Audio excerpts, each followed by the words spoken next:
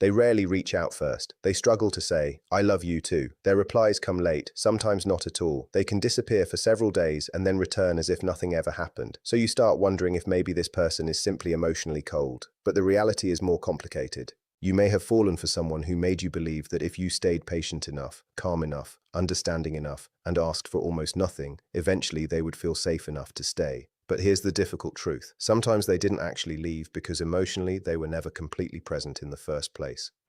What most people fail to understand is that an avoidant person may not be running away from you specifically. They may be running from what closeness represents to them. Deep down, love can feel like losing their independence, their identity, or control over themselves. Once you understand that, something changes inside you. You stop chasing.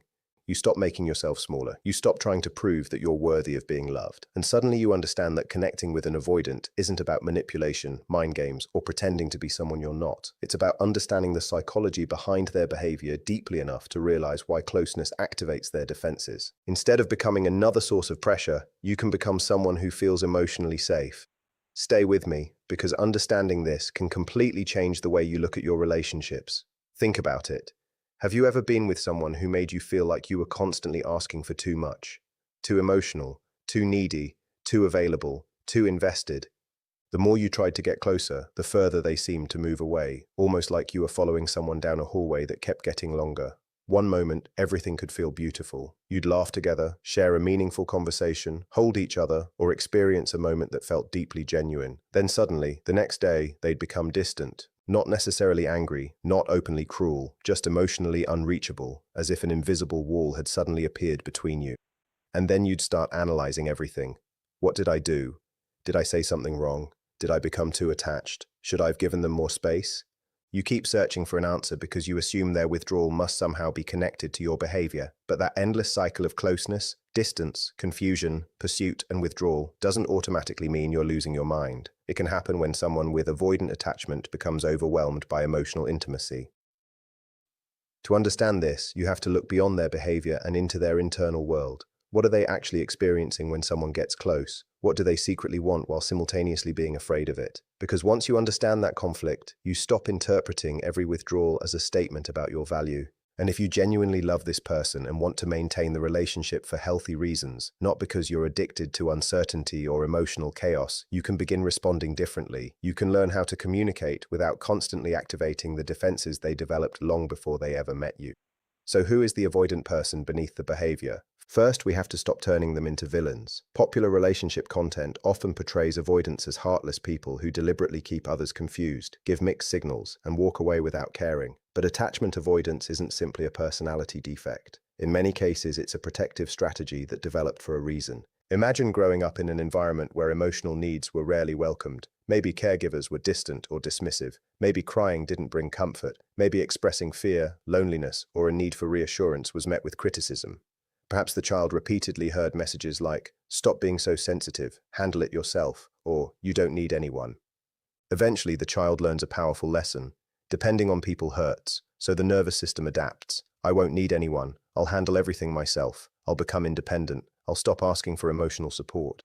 I'll become so capable and self-contained that nobody will ever have the power to disappoint me. And that strategy can actually be rewarded. The child who never asks for anything may be called mature. The teenager who doesn't need reassurance may appear strong. The adult who never complains may seem incredibly easygoing. Over time, independence can become more than a behavior. It can become an identity. Then love enters the picture, and suddenly that entire system is challenged because genuine intimacy requires vulnerability. You can't deeply connect with another person while completely eliminating your emotional needs. Real love eventually asks you to say, "I need you, I trust you, and I'm allowing you to matter to me, even though you could hurt me."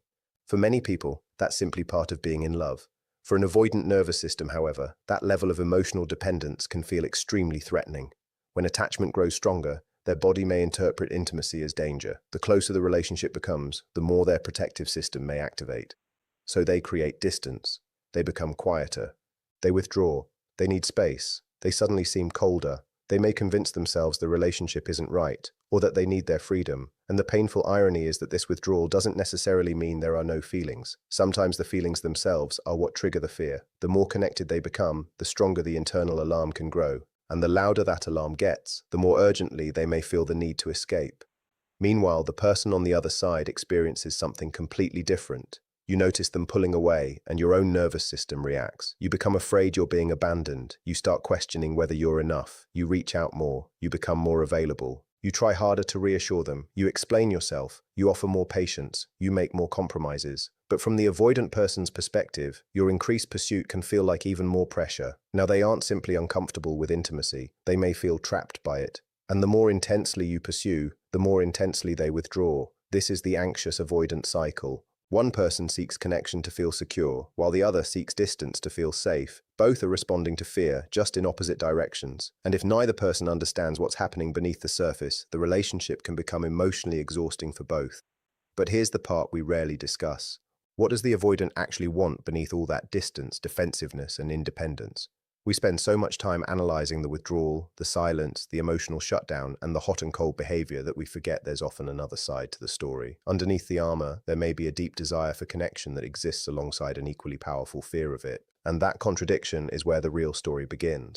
An avoidant person can deeply want love, not a watered-down version of it, not a relationship where they have to keep one foot outside the door. They want to feel fully loved while still feeling like they're allowed to remain themselves. They want someone who can stay steady when they need space. Someone who doesn't treat every period of distance as a personal attack or turn every unanswered message into a relationship emergency. What they often long for is a partner who's genuinely okay within themselves. Not someone pretending to be fine while secretly counting every delayed reply, but someone whose emotional stability doesn't depend on how attentive the avoidant happens to be that day. Someone with their own interests, friendships, ambitions, routines, and identity. Someone who chooses the relationship because they want it, not because they're terrified of being alone. That may be the deepest version of the avoidant fantasy. Being loved by someone who's already whole. Someone who doesn't make the relationship their entire world. Because avoidants don't necessarily hate love. They fear what they believe love will eventually demand from them. They fear losing themselves inside it. And when someone shows them that intimacy can exist without control, pressure, or emotional captivity, something important begins to shift.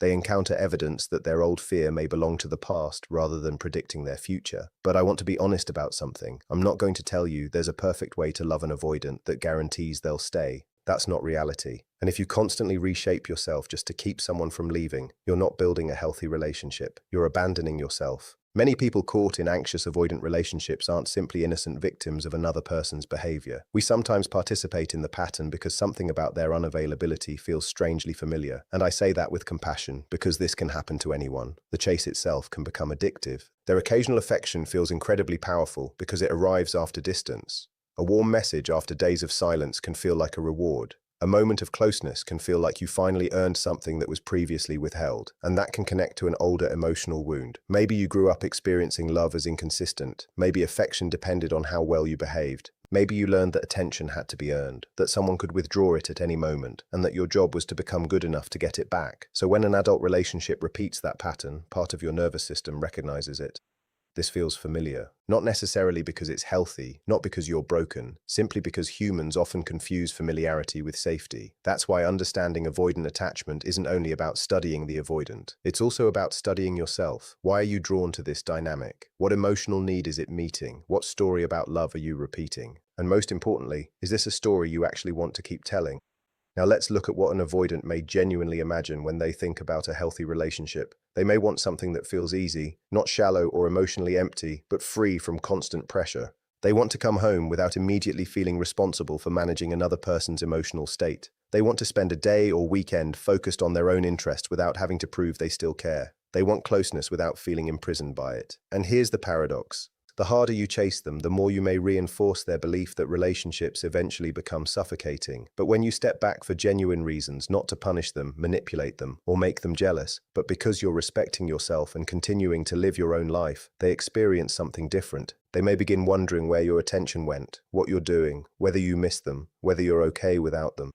For once, they experience space that wasn't created because they had to escape. It was simply given. And inside that space, they may finally relax. They may breathe, they may begin feeling curious again, and sometimes they reach back out. Not because you manipulated them into missing you, but because you stopped chasing and left them with a relationship they could approach without feeling consumed. But don't misunderstand this. Living according to an avoidant person's comfort doesn't mean pretending you have no needs. It doesn't mean acting independent when you're actually falling apart. It doesn't mean swallowing your feelings, accepting disrespect, or making yourself so small that you become invisible. That's not security, that's self-abandonment. Eventually, all those suppressed emotions will come out, and the emotional explosion can become exactly what the avoidant fears. Real security looks different. You build a life that's genuinely meaningful to you.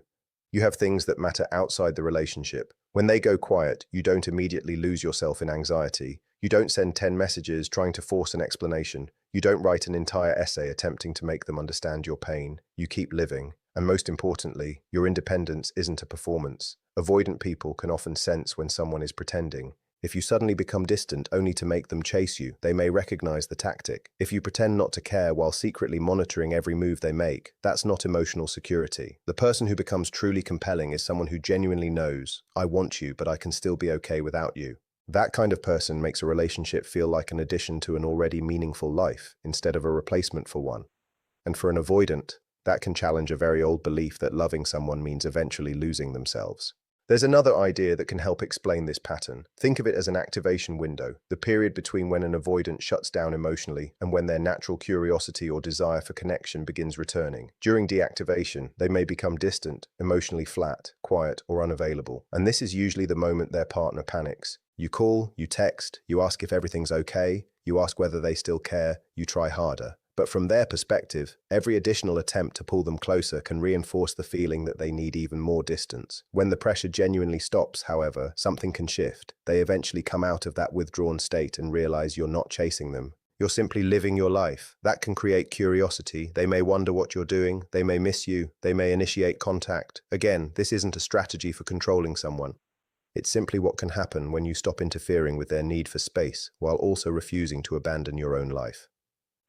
Now let's talk about the behaviors that can intensify their withdrawal. Constantly asking for reassurance is one. Questions like, are we okay? Do you still love me? Or, why are you acting different? May be completely understandable, but to someone who already feels overwhelmed by emotional expectations, repeated reassurance seeking can register as another demand they don't know how to satisfy. Another trigger is making the relationship the subject of every conversation. If every interaction eventually turns into a discussion about where you stand, what they're feeling, what the relationship means, or whether they're committed, they can begin experiencing the relationship itself as a constant obligation. Then there's escalation. They go quiet, so you get more intense. They withdraw further, so you send more messages. You become increasingly desperate for an answer, and they become increasingly desperate for distance. Within a short period, both nervous systems are completely activated. When they shut down, immediate pursuit often isn't the answer. Sometimes they genuinely need room to regulate. Over-explaining can create another problem. Some avoidant people have difficulty identifying and communicating emotions because emotional expression wasn't strongly modeled during childhood. So when they receive a huge emotional message filled with explanations, feelings, questions, and expectations, they may not experience it as clarity. They experience it as overload.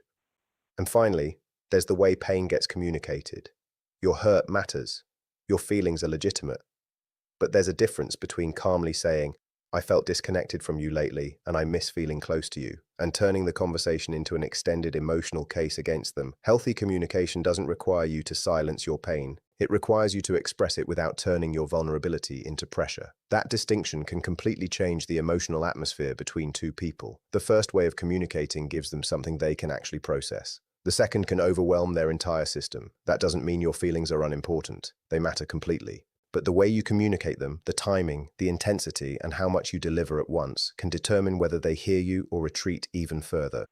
And this is where we need to talk about what you can start doing, not only what you should stop doing. Sometimes give them space before they even ask for it. It may sound strange, but offering space freely can remove the pressure that makes them feel they have to escape to get it. You might simply say, I've got a busy week ahead too, let's catch up next weekend. That's very different from withdrawing to punish them. You're showing them their independence is respected, while still making it clear the connection matters. Show curiosity about their inner world without demanding they immediately open every door. Avoidant people can have incredibly rich internal worlds. They may think and feel far more deeply than they know how to communicate.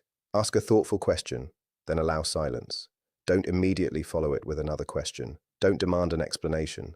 Sometimes a little breathing room lets a person share something they'd never reveal under pressure. And above everything, be consistent. Anxious avoidant relationships often become unpredictable on both sides. One day you're calm, the next you're overwhelmed. One day you're affectionate, the next you're withholding affection to make a point. Sometimes you pursue, sometimes you disappear because you're hurt. That inconsistency can make an avoidant person even more defensive. But when your behavior becomes steady, when you're caring without being overwhelming, available without being dependent, and emotionally grounded even when things feel uncertain, the relationship can begin to feel safer. Build your own anchors too. Your friends, your work, your creativity, your goals, your interests, your purpose. Not because you're trying to look independent. Do it because you genuinely have a life that belongs to you. When you become deeply connected to your own life, two things happen. First, you stop placing the entire emotional weight of the relationship on one person. Second, you become someone with depth, direction, and a world of your own. Avoidant people can often feel more comfortable with a partner who has their own center rather than someone whose entire identity revolves around the relationship. And when they return after pulling away, don't automatically answer coldness with coldness. You don't need to punish them because they disappeared. You don't need to become distant just to make them feel what you felt. If they return sincerely, meet that return with warmth and consistency. Let them learn that reconnecting doesn't automatically lead to punishment, interrogation, or another emotional battle. But there's something much harder you have to face if you want any of this to work. You may have to grieve the relationship you wish you